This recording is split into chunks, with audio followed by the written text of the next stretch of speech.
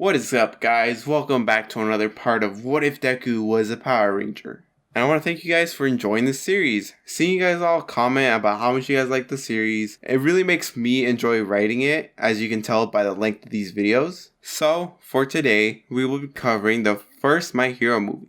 Many of you guys said the first movie was canon, so here I am to do it. Anyways, before we begin, I do want to point out that I found out recently that in the original Sentai that Super Megaforce was adapted from, there's a villain who uses a trumpet that turns all the Ranger keys into actual fighters. And they didn't use this in fucking Megaforce? It's such a waste. Imagine all the fan service we could have gotten. Anyways, let's get to the what if.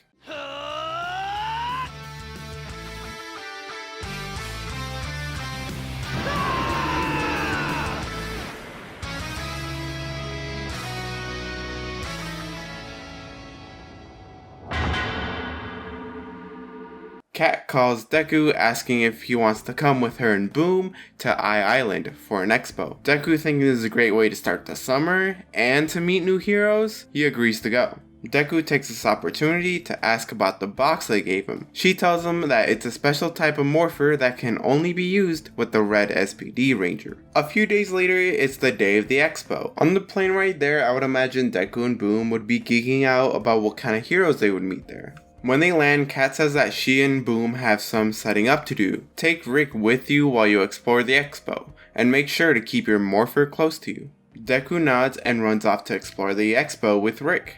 As he explores the expo, he does eventually run into Uruka, Jiro, and Momo. This is where things start to sort of line up with canon, where they do eventually run into the other classmates. I will say that Sero would probably take Minetta's place here.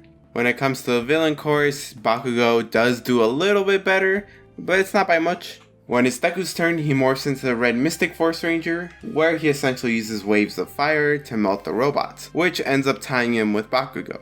This, as you presume, would piss off Bakugo. While Bakugo is busy giving death threats to Deku, Todoroki takes his turn and beats them both by getting 13 seconds. While Bakugo is busy sending death threats to both of them, the next person takes their turn and clears it in 6 seconds. The guy walks up to him saying that as first years of UA, they did great on this villain course, and then points out that as winners of the sports festival, he should have known they would have done great. Bakugo angrily interrupts him, asking, "Who do you think you are showing me up, huh?" The man introduces himself as Lemillion, but you can call me Mirio. Like I stated in part 2 of this what if, All Might would have given One for All to Mirio. That's why Mirio is on Island. He's basically taking over Deku's role, sort of. Melissa would then introduce herself to the UA students, and she would ask Deku about that device he used to change costumes. She asked Deku if he would let her take a look at it, as there might be some upgrades she can do to it. Deku nods and says yeah, just not right now, he kinda needs it. After all is said and done, the group decides on a place and time where they're gonna meet up. As Deku walks back to his room, he gets a call from Kat, asking to meet up with them. After wandering through the island, he finds Kat and Boom in a garage. Boom expresses that he wished he could have gone to the expo with him. Maybe tomorrow they can go as a group. Kat then cuts him off, saying that they gotta focus on their work first. Curious on why they brought him here, Deku asks, why they bring him here. She tells him that they've been working on restoring 2 allies of a previous Ranger team, and they wanted him to be here for that. After connecting a few wires and typing on her computer, these 2 cars turn on, and Kat says to meet Lightning Cruiser and Storm Blaster. These are AI controlled robots that aided the Turbo Rangers in their fight against evil. According to the Ranger database, the Blue Ranger was the last one with them, until he too disappeared. They were left to wander the earth alone and to rust away until someone found them and reported it to s.p.d. They've been working to repair them for months. Deku would be astonished that they were able to repair them. However, before he can get a good look at them, he gets a call from Ida scolding him for missing out on their scheduled meeting time. Deku will apologize to Ida, saying that, he'll be right there. He then apologizes to Kat and Boom, saying that he's gotta go, and he leaves with Rick. After throwing on a suit, Deku would go off to, meet everybody else. I would imagine Deku would put on like a small little bow tie for Rick to, make it his formal wear. Anyways, while they're waiting for Bakugo and Kirishima to show up, Wolfram would begin his attack. The island's security bots are used to hold people hostage. After hearing the island speakers, Mirio says that they should go check up on All Might. When they get there, Mirio gets ready to go down there and help. However, Deku tells him to wait as he gets All Might's attention. Thanks to Jiro's quirk, All Might explains everything that's going down. He even tells Mirio to protect the other students and to get them out of here. Mirio then starts seriously considering actually going down there and taking out the villains. Deku tells them not to because even if he does take out the ones downstairs, the ones upstairs can still tell the bots to, open fire on the public. The group then moves somewhere safe where they begin to discuss what they're going to do next. I do think that both Mirio and Deku combined can make the others, agree to fight the villains a lot faster. After everybody agrees to fight alongside them, they head out to take back the tower. The only reason Mirio doesn't get ahead of them is because he made the promise to All Might that he would protect the underclassmen. They would eventually run into Bakugo and Kirishima, who are fighting the two dudes they were fighting in canon. Mirio tells everybody to go on without him, he'll deal with these two on his own. Todoroki then creates a pillar of ice that lets him get out of there. When it comes to the patrol robots, I feel like Bakugo would probably end up blowing some of them up. This would start kind of a domino effect where everybody else would destroy them as well. However, due to some of them having stamina issues because of their quirks, they are forced to stay behind and rest. The remaining students continue to ascend through the tower. And because Bakugo is still with him, I feel like they'd be able to easily get past the wind turbine part. Like, Bakugo can have two people grab onto his legs, while Uraka combines her zero gravity quirk on them to make them, weightless. After Bakugo blasts a hole in the wall, they run into Sword Kill. Kirishima uses his quirk to block all of Sword Kill's attacks. He tells the rest of his friends to leave without him, as he can take on this sword hand guy. The rest of the students fight off more minions before arriving at the vault that David's in. This is where David admits that he's been doing all this because All Might is losing his powers. This is the first time in this timeline that Deku and the four others find out that All Might is losing his powers. After David says that the villains are supposed to be fake, Wolfram makes his grand entrance by using his quirk to restrain Bakugo, Deku, and Todoroki. After explaining his plans to mass produce the quirk amplification device, Melissa begs Wolfram not to take her father, but he just threatens to kill her. Bakugo is able to break free of his restraints and attack Wolfram. However, Wolfram is able to block his attack with a few steel beams. Uraka tells Melissa that they should go fix the security systems, while Wolfram is distracted. Todoroki then breaks out of his restraints and helps Deku get out of his. The three then surround Wolfram and get ready to fight him. However, Wolfram pulls out a gun and puts it to David's head. He tells the young heroes that if any of them get close or even think about fighting him, he'll put one through David's head. Over the speakers, they can hear that the security system has returned to normal. Wolfram realizes that this means All Might will be on his way up any minute, so he throws David aside and puts on the quirk amplification device. With this new increase in power, Wolfram begins to rip apart the top of the tower. He then creates a giant cube of metal. As he aims it at them, he says that it's their turn to die. The three of them brace themselves as Wolfram throws it at them. But before it can hit them, two figures burst out of the ground, yelling out, "Detroit Smash!" All Might and Mirio have arrived, and they destroy the giant cube of metal. All Might simply tells the young heroes that everything's going to be okay because I am here.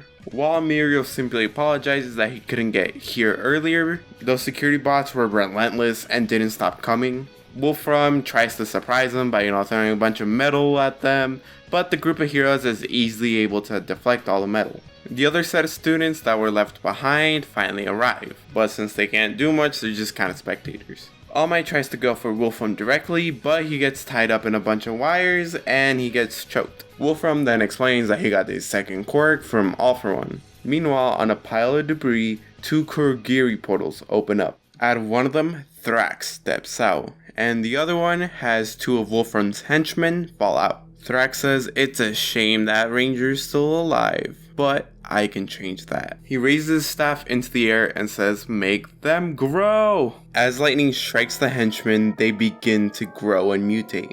Deku notices Thrax, and they make eye contact for a split second before Thrax goes back through the portal. Daigo then jumps into the air and comes crashing down between the four heroes, splitting them up. Sword Kill then comes in, slashing at Deku and Todoroki. He is strong enough to easily slash through Todoroki's ice. Deku yells at Todoroki that he needs to use both of his quirks or else they could possibly die. Mirio points out that this guy somehow returned bigger and stronger. Because of this, both Mirio and Bakugo have a really hard time trying to take him out. Daigo is strong enough to break apart the ground that Melissa and David are standing on, causing them to fall off the tower. Deku instinctively jumps off the tower to try and save them, but he didn't really think about how he was gonna save them. As they quickly approach the ground, they are saved by Lightning Cruiser, who, for those who don't know, has a flight mode, which lets him fly. So it takes him to the ground floor where Cat, Boom, and Stormblaster are waiting. Boom helps David onto Stormblaster, but when Melissa gets in, the dashboard opens and reveals Justin's old spare Turbo Morpher. Deku says they could use the extra help, so Melissa takes the Morpher and says that she'll help fix her dad's mess. The three then hop into Lightning Cruiser, but before they leave, Deku makes a promise to David that he'll bring back Melissa and All Might safe and sound. When arriving at the top, the other two morph into Rangers. Deku tells Todoroki to go help Kacchan and Mirio as the three of them can handle this. The three Rangers then start to sword clash with Sword Kill. However, it's not enough, and Cat quickly realizes that this is the case. So she tells Deku to use the Magnum Morpher, as this is an emergency. He nods and morphs into the red s.p.d. Ranger. He then says, "S.p.d. Battleizer." When he puts on the Magnum Morpher, it activates and gives him the Cyber Mode, which increases his power and speed. Using this new power, he starts to push back Sword Kill. However, he still asks for Melissa and Cat to give him a little help as he jumps through Sword Kill and lands on a floating piece of metal. Melissa slides between Sword Kill's legs and then kicks him in the back of the knee, causing Sword Kill to get on one knee. Cat then jumps up and uses her cat slenners to blind him and hurt him a little. Deku then launches off the piece of metal and kicks him right in the back of the head, knocking him out. Meanwhile, with the other three, Mirio punches Daigo into a combined blast from Todoroki and Bakugo. Mirio starts to rapidly punch him while Bakugo and Todoroki start charging up their ultimates. Bakugo unleashes his Howitzer Impact, I forget how you pronounce that, while Todoroki unleashes a giant fire blast. Combine that with one good punch from Mirio and they finally take out Daigo. But before they can celebrate, a painful yell can be heard throughout the sky. They look up and see All Might in his skinny form. Wolfram states that this device has given him the power to defeat the #1 pro hero. He throws All Might aside as he states that he's unstoppable. Melissa jumps up to catch All Might, while Cat tells Deku and Mirio to go stop that guy, as Wolfram sends down a barrage of metals. Bakugo and Todoroki would move to protect the others, while Deku and Mirio agree to fight Wolfram. Deku, knowing that he's gonna need the extra power to keep up with Mirio, he decides to merge with Rick, gain his second mode. Thanks to Red's s.p.d's powers, he's able to phase through objects, just like Mirio. So while Deku is able to fly through everything that Wolfram is throwing at him, Mirio would be using that stuff to get closer and build up speed. Wolfram would try to protect himself with the wall of steel, but Deku and Mirio can just phase through it. Both of them would reel back their arms and punch Wolfram at the same time. I would imagine Deku would still yell out Detroit Smash because he's still a big fan of All Might. Afterwards, Deku would catch Mirio, just so he doesn't fall, but he would be so excited that finally he got to say Detroit Smash and actually punch something. Unfortunately, this excitement wouldn't last long as he remembers that All Might is hurt. When they get down, they ask if he's alright, and Cat says yes. I feel like All Might would give them like a little cough to signify that he's alright, but is really hurt. All Might is then taken to the hospital and put in the same room as David. For a few days, no one really knows how All Might is doing, since it would be kept under wraps. One day, Deku is contacted by Ida, who tells him that they're being asked to meet up at the hospital. When they arrive, the entirety of Class 1A is there, and Tsukashi leads them to All Might's room, where they all finally get to meet All Might in his skinny form. He gives Class 1A the same explanation he gave Deku when they first met. All Might goes on to explain that he's telling them this not to discourage them, but in hopes of inspiring them to train harder, as they'll be future bro heroes. Everybody leaves the hospital with a new sense of motivation to train harder and become better bro heroes, but they also leave with a sense of dread, as All Might is losing his powers. Deku is stopped outside of the hospital by Melissa trying to return the Turbo Morpher. However, Deku tells her to just keep it as he has no real use for it.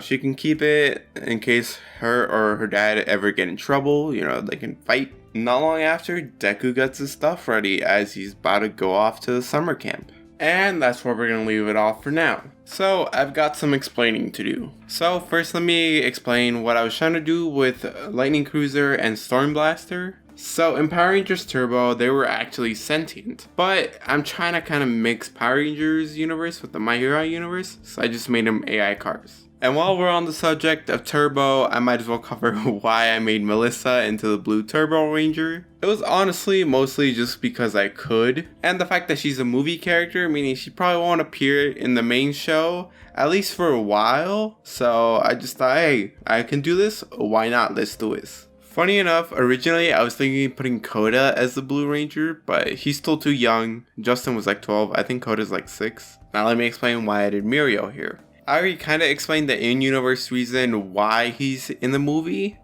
but the out-of-universe explanation is because I needed a reason for him and Deku to meet up and have some sort of connection before the overhaul arc. I know that's still a long time down the road, but I need to set it up.